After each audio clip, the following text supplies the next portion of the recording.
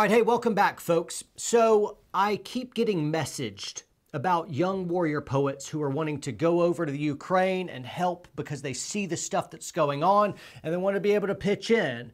And right off the cuff, I love the impulse. I love that they want to be able to protect and they're willing to sacrifice, and that's a courageous move. However, I responded to one man in particular, and I wanted to be able to kind of send that response out because I thought it was important for all of you guys. And this whole conversation gelled with some recent news that I've received from James Yeager. James is a friend. He's a peer in the industry, a tactical trainer. He's who got me on YouTube.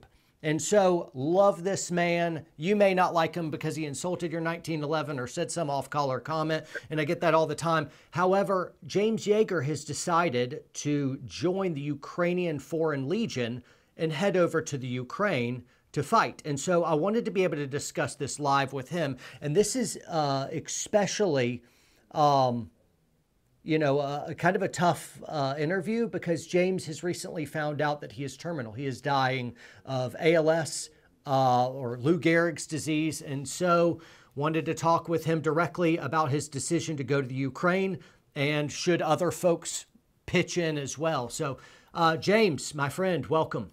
Yeah, thanks. Man, just before we jump into any of that, can you kind of give folks that know you and love you a little bit of a update on your health and your kind of journey? Well, I'm between 3 neurologists right now, and I have not gotten a definitive diagnosis.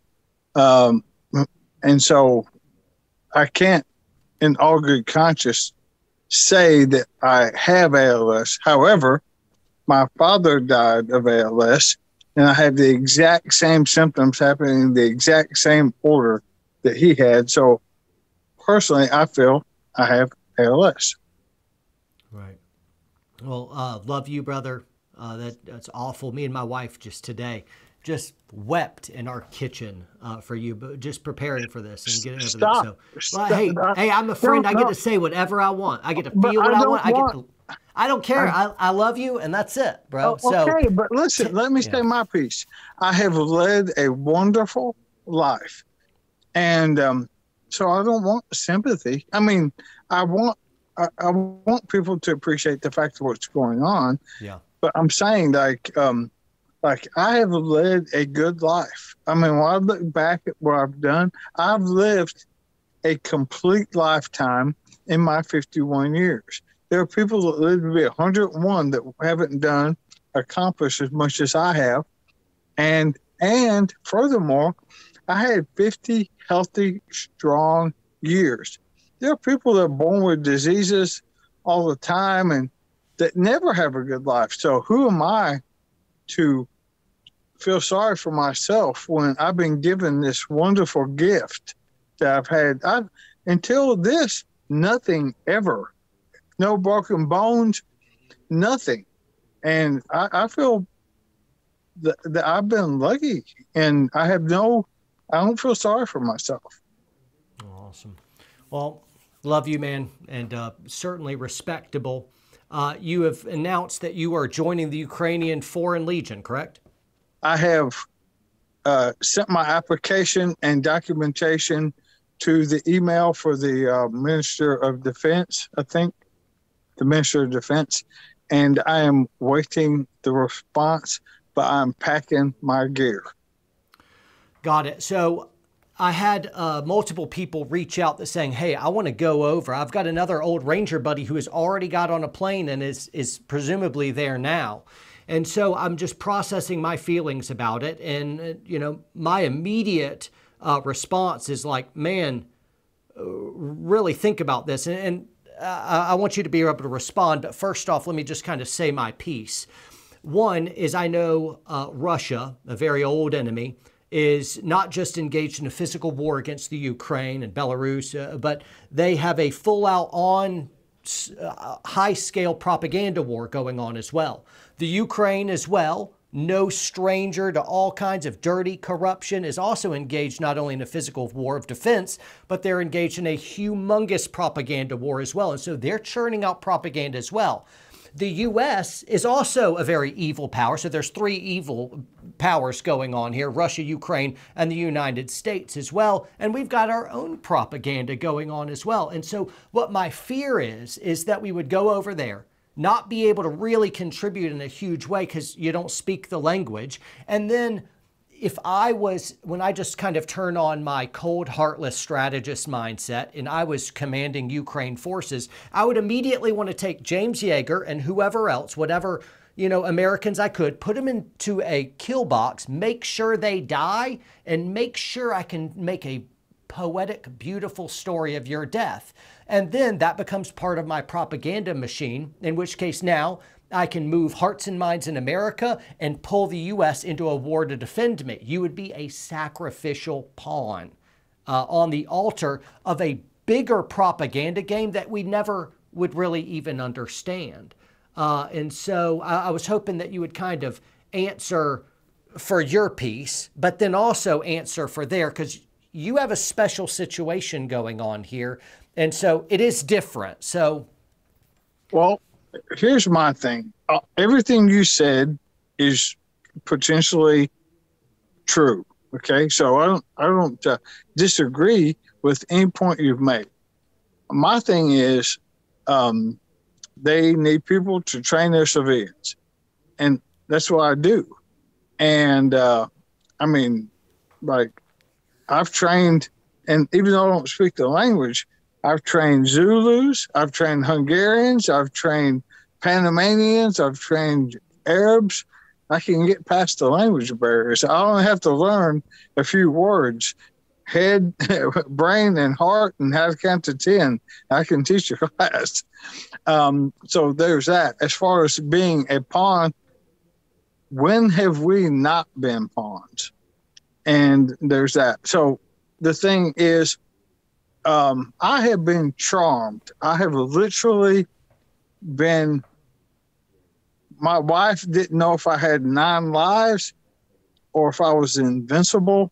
I've T-boned cars and went over them on my motorcycle. I've been in car wrecks, totaled out cars as a cop. I've had bullets pass by my face so close I could feel the heat off the bullet. And so I think I have a time and place I'm supposed to die. Maybe that is in a bed wasting away from ALS, or maybe that's in the Ukraine teaching some people how to fight. And the thing is I don't know, but people say when they talk about Christianity, they talk about being called to preach or being called to do mission work. Like, I feel like I am supposed to be doing this, and I'm going to, if given the opportunity.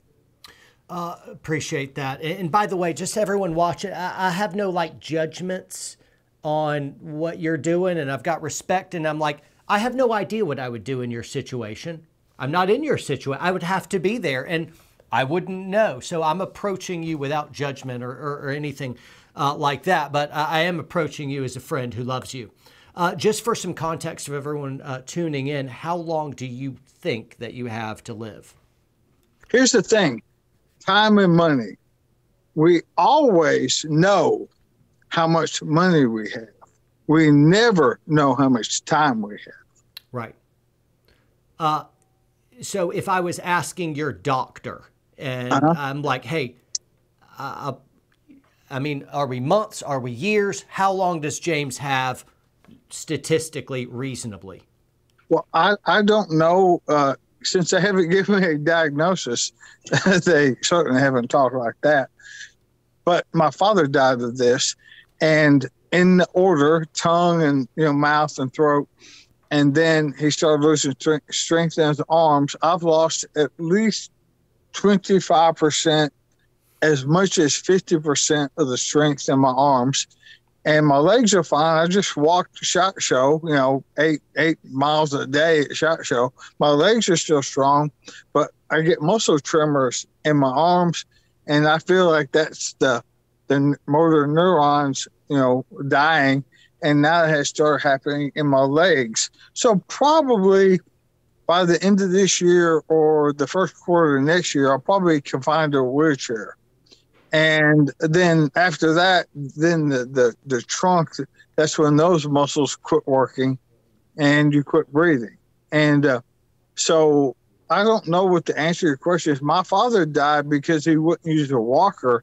He tried using a cane, died and cracked his skull. But if I had to guess, I would say I have about a year of being upright, moving around, and I have about 2 to live. Got it. So, for those, folks, their whole life ahead of them, they're young, 20-something, and they want to go join up and fight and kind of answer a call. I would wonder what, in light of the propaganda machine and all that's happening, and I'd say, hey, man, we don't know a lot right now.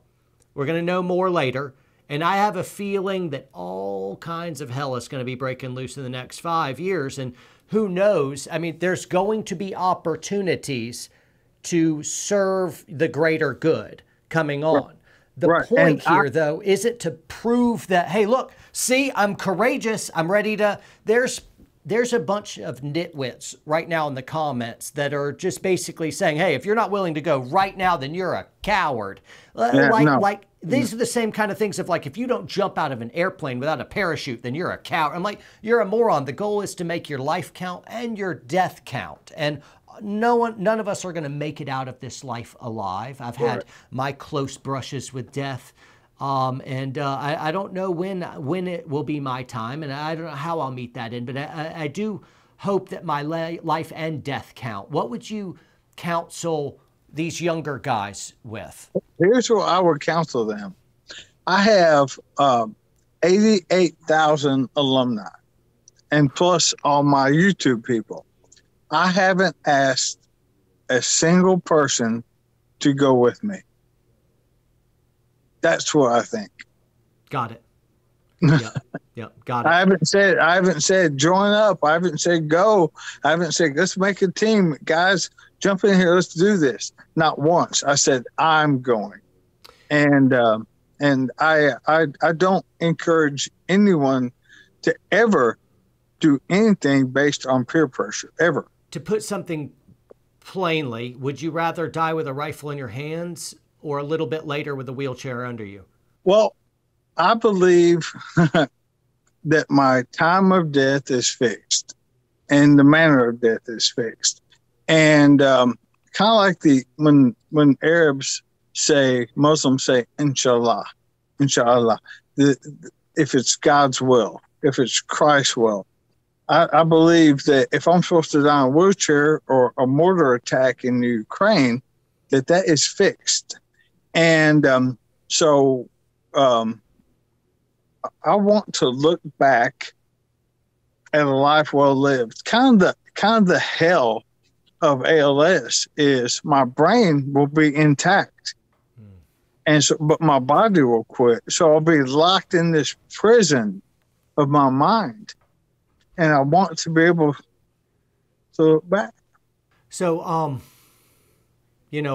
immediately think of, man, what are kids and grandkids and wife, of like, you're going overseas to do some good, but they probably are being like, hey, you could do some good here, albeit in a wheelchair. I mean, what do you say to that? I mean, that would be a real struggle. Not for me. I mean, I want, sorry.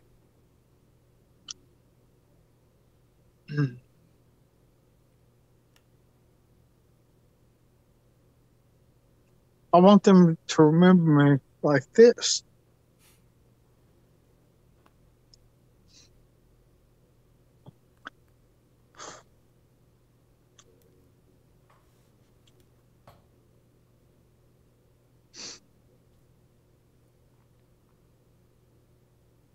Sorry.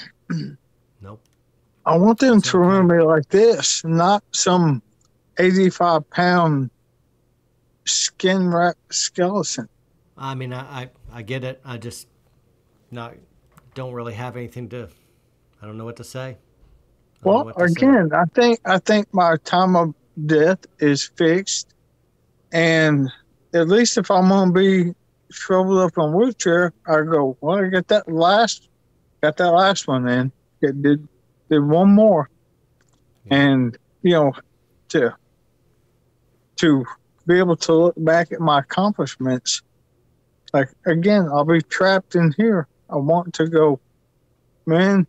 I used every bit of that body for a cutting.